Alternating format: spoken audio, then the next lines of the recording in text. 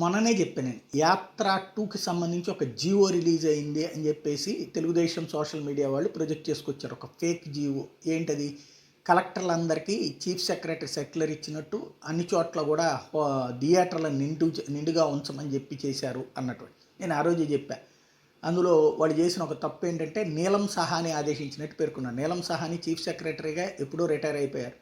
ఇప్పుడు chief secretary Jawahar ఉండగా నీలం సహాని పేరుతో జీవో వచ్చిందంటే దాన్ని సర్క్యులేట్ చేశారంటేనే తలతెక్క అన్నటువంటి. ఇప్పుడు వచ్చేటప్పటికి యాత్ర ఫేక్ జీవోకి సంబంధించి సిఐడి కేసు నమోదు చేసింది. రాష్ట్ర ప్రభుత్వం మీద బురజల్లేందుకు ఫేక్ జీవోని సృష్టించిన వ్యవహారం మీద ఏపీ సిఐడి కేసు నమోదు చేసింది. యాత్ర 2 సినిమాకు జనాన్ని తీసుకెళ్లాలని కలెక్టర్లు అన్ని శాఖల ఉన్నతాధికారులకు ఆదేశాలు ఇస్తూ ప్రభుత్వం జీవో ఇచ్చినట్టు గత 2 రోజులుగా సోషల్ మీడియాలో తప్పుడు జీవోని కొందరు దురుద్దేశపూర్వకంగా వైరల్ చేశారు. ఫేక్ జీవోని సోషల్ మీడియాలో వైరల్ చేసిన వాళ్ళ మీద చట్టపరమైన చర్యలు తీసుకోవాలని సాంఘిక సంక్షేమ అసిస్టెంట్ సెక్రటరీ వి నాని ఇందిర సిఐడి పోలీసులు ఫిర్యాదు చేశారు. ప్రభుత్వాన్ని అవాస్పాలు చేయాలనే ఉద్దేశంతో కొందరు కావాలని జీవో నెంబర్ 483 పేరుతో ఈ నెల 7వ తేదీన నకిలీ జీవోని సృష్టించి సోషల్ మీడియాలో వైరల్ చేశారని ఫిర్యాదులు పేర్కొన్నారు. సోషల్ మీడియాలో ఖాతాలు సృష్టించి కొందరు తప్పుడు జీవోలు పోస్ట్ చేశారని చెప్పారు.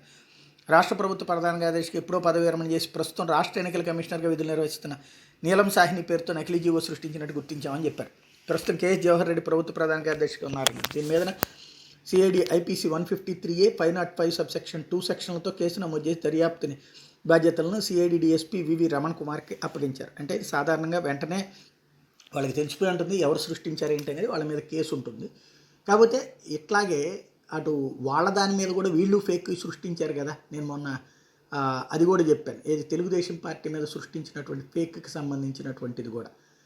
ఇక్కడ ఒకళ్ళ మీద ఒకళ్ళు ఫేక్లు సృష్టించుకుంటారు. నిజమైనటువంటి చిత్తశుద్ధి నిజాయితీ ఉంటే తెలుగుదేశం వాళ్ళు పెట్టిన కంప్లైంట్ మీద కూడా చర్య తీసుకోవాలి.